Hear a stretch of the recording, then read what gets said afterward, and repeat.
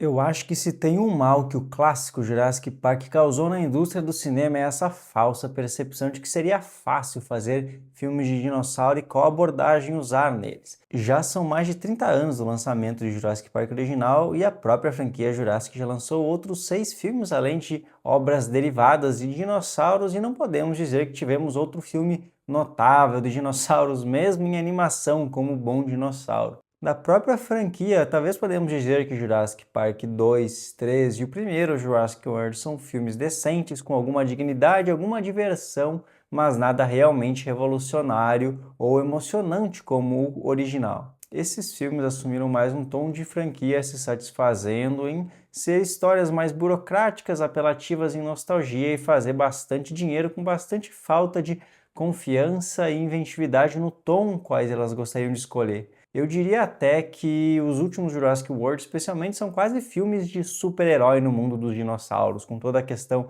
dos mutantes, as personagens da Chris Pratt, da Scarlett Johansson, militares ultra capazes que perderam completamente o tom e a noção do que fazer num filme de dinossauros. Nada nem perto do que Spielberg fez no primeiro filme, que ele mesmo derrapou no segundo, mas que hoje em dia parece um excelente filme em comparação com o que veio depois, para não comentar algumas migalhas que nós, fãs de dinossauros, recebemos, como 65 e Primitive War. Na impossibilidade de fazer algo realmente original, que tal reciclar conceitos, ideias em uma trama com algum traço de originalidade? É isso que David Robert Mitchell, diretor e roteirista aqui, fez, associado a um dos mestres da nostalgia, o produtor J.J. Abrams, em sua primeira grande produção nos cinemas desde o fracasso de Star Wars 9. Mitchell, que é oriundo de um cinema independente, de mistério, de atmosfera, filmes que eu gosto, como It Follows e Under the Silver Lake, parece ter gravado na cabeça aquela icônica cena de Jurassic Park 2 do T-Rex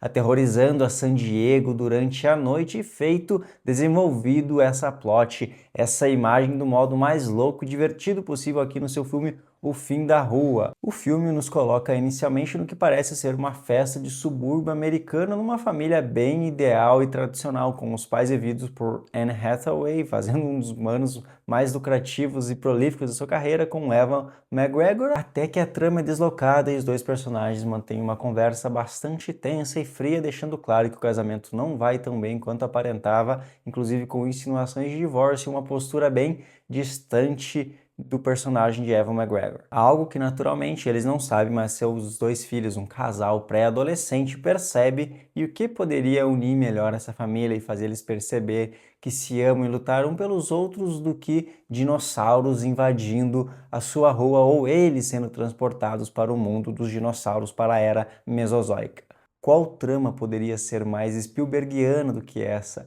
Crianças numa vida aparente normal e feliz no subúrbio norte-americano, tendo a sua vida virada de cabeça para baixo e fragmentada após a ruptura dos pais, especialmente com uma problemática culpabilidade do pai. Isso vem de toda a filmografia do Spielberg, mesmo quando ele fez as pazes com seu pai. Filmes como Hulk, filmes como Guerra dos Mundos, até no Fabelmans. J.J. Abrams fez carreira com esse filme nostálgico vindo dos anos 80. Eu diria então que O Fim da Rua é uma mistura de Jurassic Park com Goals e Bumps, com o cinema de Steven Spielberg. Aí você pode escolher o seu favorito dessa época dos anos 80, mas eu diria que a essência mais pura vem de ET, o extraterrestre. Porém, esse ainda é o filme de um diretor bastante autoral e com uma visão bem própria, que não é somente seguir tendências passadas de um cinema nostálgico, e Robert Mitchell rapidamente consegue tomar a assinatura para si. Da mesma forma que aquela família parecia uma família feliz, convencional, para revelar uma fachada bem mais obscura, o filme que parece no momento inicial ser bem previsível, açucarado, que a gente já sabe onde ele vai chegar, ele vai revelando novas facetas e consegue transgredir de certa forma o que era esperado de si de modo mais lúdico e imprevisível. Apesar da gente ter essa noção de que sabe aonde tudo vai levar, o filme rapidamente consegue subverter as nossas impressões do que seria um drama familiar de reconexão, para trazer bastante violência, vísceras e sangue a partir dos dinossauros, conseguindo trabalhar, mesmo no meio desse tom de fantasia, elementos de suspense e horror. Isso não quer dizer que o filme é ultra mega pesado, eu ainda sinto aquele feeling bem Goosebumps, aqueles livros que, para quem já leu, são livros de horror para um público adolescente que consegue brincar com o senso de urgência e perigo de você realmente se perguntar até que ponto os personagens estão seguros, mas sem ter uma atmosfera tão macabra assim, ainda sendo o suficiente para ser divertido e até caricato em certos momentos. Eu gosto como o filme aqui, quando os dinossauros começam a ser de fato apresentados e aprofundados, se torna basicamente um terror stealth, um suspense que se aproxima bastante do que era a atmosfera original do livro do Michael Crichton, que era um livro de horror. Ao mesmo tempo que ele consegue construir esse melodrama familiar no meio das circunstâncias e das situações que eles passam, tanto em questão de carisma, como figuras muito queridas de Anne Hathaway e Eva McGregor fazendo o seu melhor aqui como pais de família, também as crianças, e eles conseguem então aprofundar e desenvolver tanto as características individuais desses personagens, como também as suas interações e a situação onde a família está. Tem um cachorro muito querido no filme que também tem um papel muito importante. Ele tem seus momentos de um melodrama mais açucarado, mais previsível, mas isso consegue ser contornado e nos trazer simpatia muito pela atuação de todo o elenco, especialmente esses rostos queridos, como eu mencionei, a Anne e o Evan McGregor. Aliás, uma coisa que corrobora para essa associação do cinema entre Spielberg, Jurassic Park e Goosebumps é ele abraçar sem nenhum pudor, sem nenhum constrangimento a fantasia e não buscar explicações científicas por que está acontecendo uma luzinha que transporta as pessoas no tempo. Não há intenção de explorar esse conceito, as razões do porquê ela existir e somente um desespero para sair daquela situação. Eles não querem descobrir o que está acontecendo, mas somente sobreviver. O filme se aproxima muito mais de um Star Wars, um Excalibur, um Willow do que um Star Trek. Ao contrário do Jurassic Park original, que tenta trazer uma explicação científica para sua clonagem, aqui são os dinossauros naturais, os originais que existiram no mundo, eles somente estão ali em seu próprio comportamento. Eles também talvez tão perdidos quanto os humanos no meio de carros, uma cidade, já que o filme se passa nos anos 80. Muita gente pode dizer que é furo de roteiro, mas eu discordo. É a abordagem, é a escolha, a narrativa que o filme decide apoiar sobre si, e ainda bem que fez isso. É um filme, de certa forma, sobre magia. Os dinossauros existem, o amor existe, é a força familiar da amizade que vai conseguir resolver isso. Pode soar bastante piegas, mas você é transportado por entre essa mensagem, essa força dos personagens tentando sobreviver e ajudando uns aos outros dentro do filme, ao mesmo tempo que tem muita diversão e bastante brutalidade e dinossauros num CGI bastante convincente que mistura de certa forma aquele tom reptiliano do Jurassic Park com as novas descobertas e formatos que vieram depois com a penugem dos dinossauros. Ele basicamente escolhe o que for o mais temível e interessante no visual. Alguns têm esse visual mais antigo, outros mais novo. O espinossauro, por exemplo, que foi bastante nerfado e prejudicado por concepções visuais recentes, mantém aquele tom mais destrutivo, monstruoso que a gente viu, por exemplo, no Jurassic Park 3. E eu acho que a decisão de passar o filme nos anos 80 já é um aceno a essa era mais fantástica, mais mágica, inocente do mundo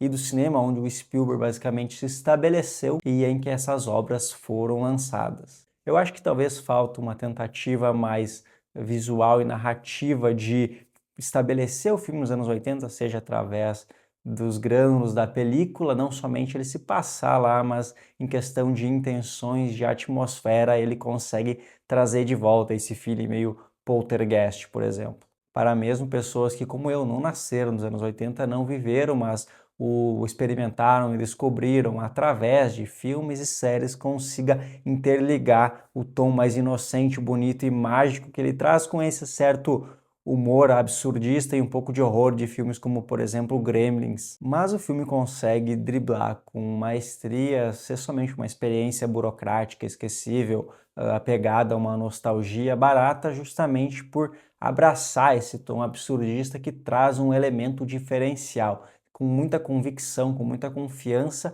ele adota esses elementos mais apelativos e exagerados, tanto na questão da família como na questão do gore dos dinossauros. Ele aceita a bagunça, que é essa mistureba toda, todo o seu absurdo conceitual, e extrai o melhor dele sem nenhuma vergonha. E eu gosto como no meio dessa jornada familiar que você dá como garantida, ele consegue te surpreender com esses elementos mais chamativos ao horror, seja o visual, seja na direção. Gosto como do Robert Mitchum em alguns momentos, sem talvez nenhuma intenção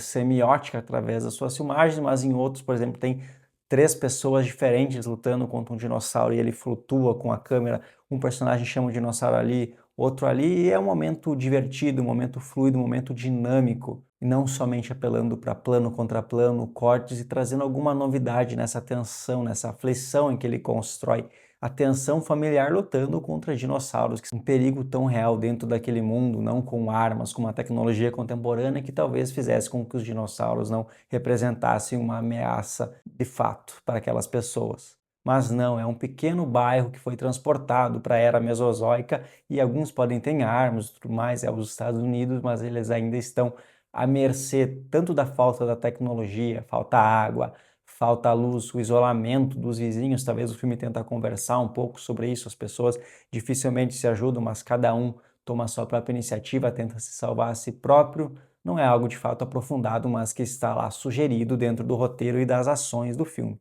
E eu gosto como o filme, passando nessa época mais contida, ele realmente estabelece os dinossauros como uma ameaça temível e real, o que eles são, já é suficiente. Sem essa megalomania recente dos filmes de Jurassic World de trazer mutantes, seres que não existem, que deixa e perde toda a essência dos filmes de Jurassic em si. O Fim da Rua, então, é uma agradável surpresa nesse final do verão de blockbusters americanos. É um filme de orçamento médio com um conceito inovador, 2 estrelas muito carismáticas no comando da ação e muita sabedoria para conseguir mesclar essa questão da nostalgia sem se apoiar somente nela com um cinema mais autoral. Acho que ele tem potencial para agradar todos os públicos, ele não é sério demais, não é bobo demais, nem meloso demais, e para quem é fã de dinossauros e sente falta de um filme mais pé no chão, com designs bacanas, com tensão, com perseguições, tem tudo para agradar no meio de toda essa misturança. Recomendo então bastante O Fim da Rua, e quem puder vá ao cinema, vai investir, vai financiar filmes assim, filmes com